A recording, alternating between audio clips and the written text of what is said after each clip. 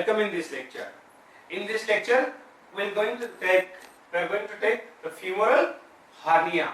In last lecture, we have taken the inguinal hernia. So today we will discuss about the femoral hernia. First of all, see the definition of the femoral hernia. What is the femoral hernia? The femoral hernia, it is a protrusion of the peritoneal sac, viscous or the part of viscous, through femoral ring into the femoral canal. Into the femoral canal. I use the word peritoneal sac because in most of the cases in femoral hernia, only peritoneum protrude through the femoral ring and passes into femoral canal, isn't it? But sometimes there may be the viscous or the part of viscous also protrude into that. So that's why you can use either peritoneal sac or protrusion of viscous or part of viscous. We understood the definition of the femoral hernia. So I will repeat again. It is a protrusion of the peritoneal sac or viscous or the part of viscous through femoral ring into the femoral canal. We understood. Then clinical feature. Before going to clinical feature, one thing remember, as you have been seen in the first lecture of the hernia, the femoral hernia is the commonest hernia or common type of hernia which occurs next to the inguinal hernia. Most common is the inguinal hernia, and next to the inguinal hernia, the femoral hernia is common. They will be touched on the clinical features. The clinical features are: number one, it is common in female. Common in female than that of the male. The female-male ratio is 2:1. 2:1. Second, it's most commonly occurs in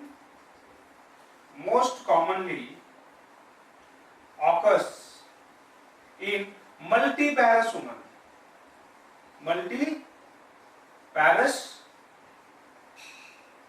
Multiparous woman. Third, it is right-sided. Most commonly is the right-sided. The ratio with the side, the right and the left, is 2:1. 2:1 means it's 2 times more commonly occurs on the right side than of the left side. Fourth, pain. Pain is variable. In some of the cases where only peritoneal sac is protruded and there is no adherence, there is no pain. But once adherence forms, then it will be painful. And if more adherence are there, adhesions produced in where with the protruded part, then it is more painful. So understood about the pain? Pain is variable from case to case. Then swelling. The swelling is a persistent, common and persistent features. And the swelling is there below the inguinal ligament. And here it should be differentiated from the inguinal hernia. How we can differentiate? In inguinal hernia, the swelling is present above the inguinal ligament. One. And second, the swelling lies the medial to pubic spine.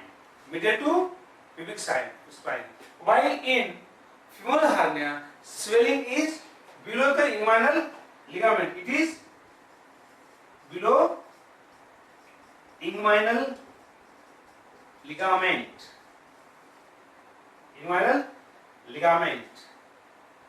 One. Second, here swelling is lateral to pubic spine of the pubic bone. This distinguish the femoral hernia from the inguinal hernia. Also, additionally, you can do the examination, and by examination you can differentiate the femoral hernia from the inguinal hernia. Or example, you see the inguinal canal is usually empty in case of the femoral hernia. But in inguinal hernia, there will be the swelling in the inguinal canal. Inguinal canal filled up with the swelling is there. While second, the occlusion test. Two occlusion tests can we do there. Here one is the ring occlusion test as done in inguinal hernia. So deep inguinal can be occluded, and the person is asked if there is no protrusion, then it's inguinal hernia, which is a indirect of inguinal hernia. But sometimes in direct hernia, on occlusion of the inguinal ring, there will be protrusion. The second, occlusion of the femoral ring of the hernia is reduced, and then if you apply the pressure or invagination on the femoral ring, then if protrusion doesn't occur on cuffing or giving the pressure, then it is indicating that it is a femoral hernia after occlusion of the femoral ring. So these are the clinical features are there. Clinical features of the femoral hernia. Then you see the mechanism of femoral hernia or extent of the inguinal femoral hernia. So as you can see in the definition, the femoral hernia, it is about protrusion of the viscous or the part of the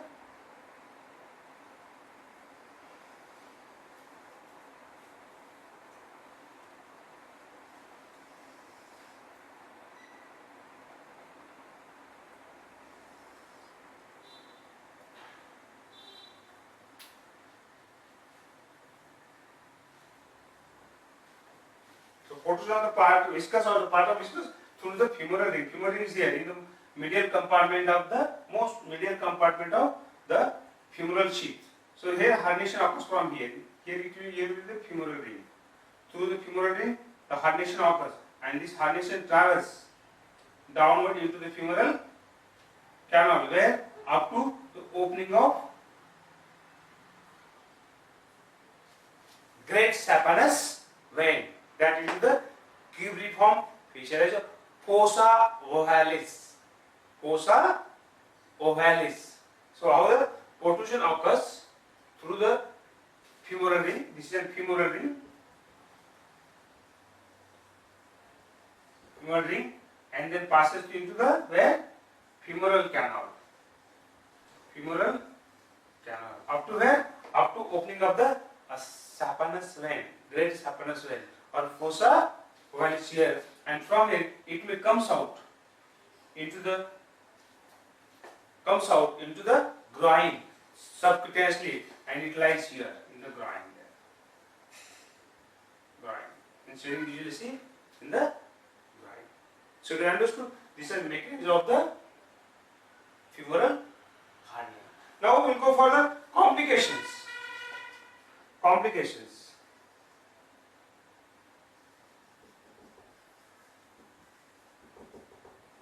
Complications.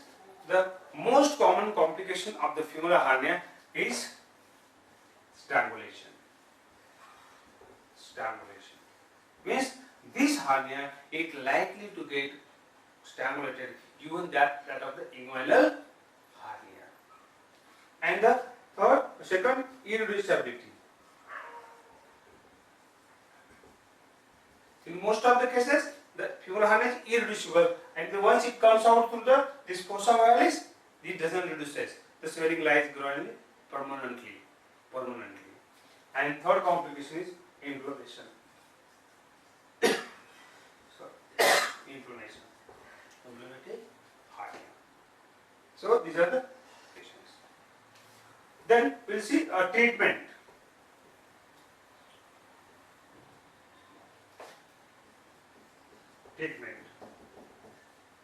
The treatment, in case of the femoral hernia, the conservative treatment is not useful or is not beneficial.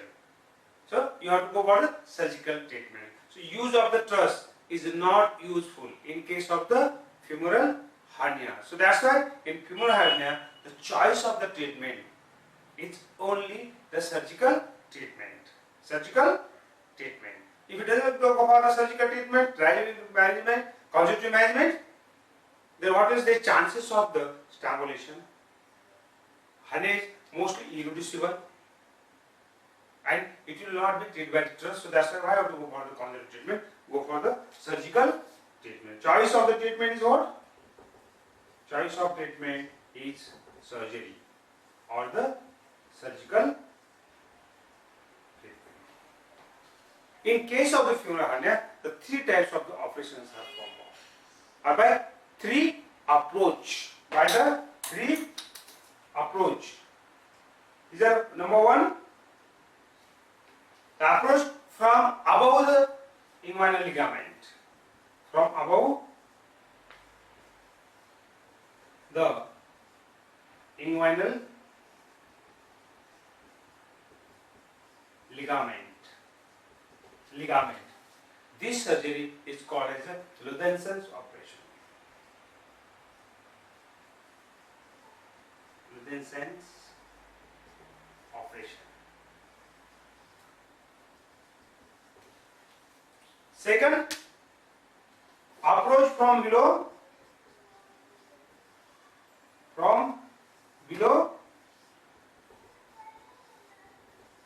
inguinal ligament. This is called as a Lockwood's operation. Lockwood's operation. And third choice is both from above and below the inguinal ligament. This is called as a Macbeth's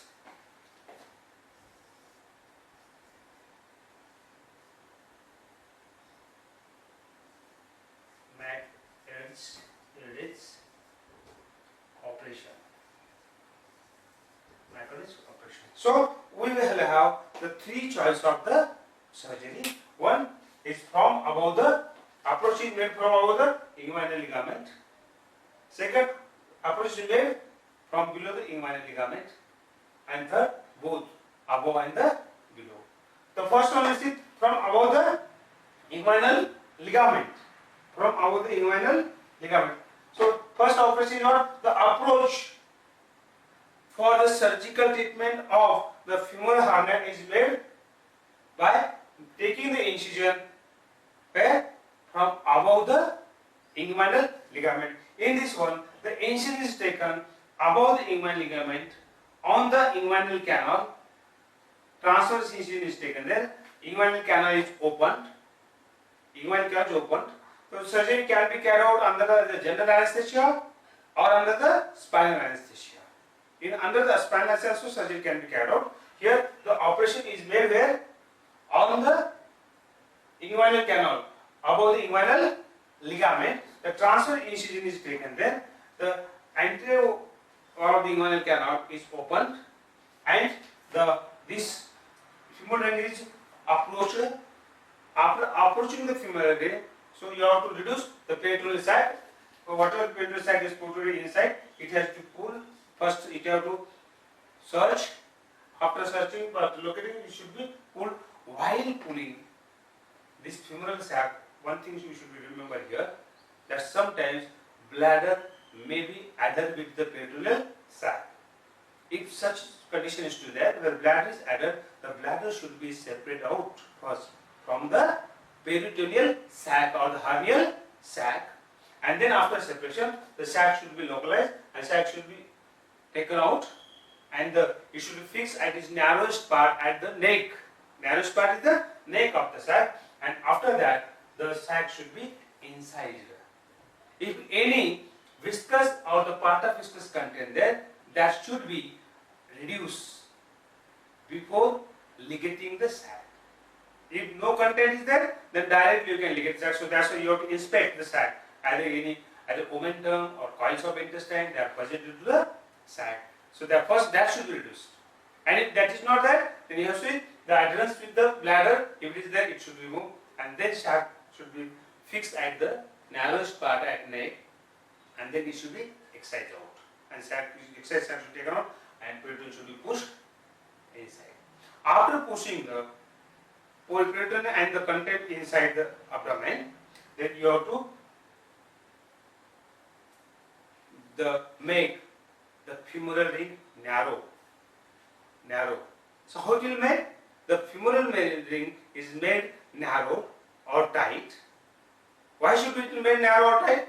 To prevent a further protrusion or recurrence of the femoral hernia. So how it make narrowed? Narrowed by ligating anterior wall and the posterior wall together. That is inguinal ligament and the Cooper's ligament. Cooper's ligament, because the anterior wall of the femoral canal, it is formed by the inguinal ligament, medial part of the inguinal ligament, and posterior wall, it is formed by the Cooper's ligament, or you can say pectineal ligament. Cooper ligament is also called. So it is posterior and anterior this ligament is the which inguinal ligament, you have to ligate them together.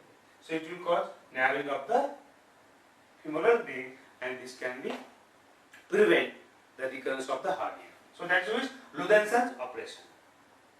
It's made by approach from above the inguinal ligament. Second, from below the inguinal ligament. Here incision is taken 1 centimeter below the inguinal ligament into the femoral triangle and medial side. So incision is taken there, and the femoral canal is opened. Sac is searched out.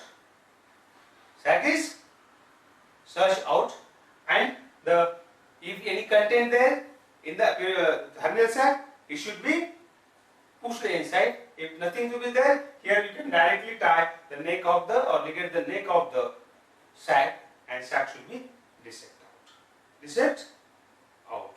Do I got? And then similarly, the narrowing of the femoral ring should be carried out. Do you understood? This is called as the Lockwood's operation. Third one, by making the approach, both from above as well as the below. Here the vertical incision is taken.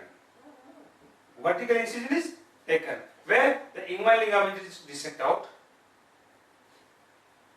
Femoral ring, anterior wall of the femoral ring completely gets dissected out there, and this gets opened. But it make open which ring also femoral canal. And look at where is the sac. If sac is there, it should be pulled upward. Pulled upward.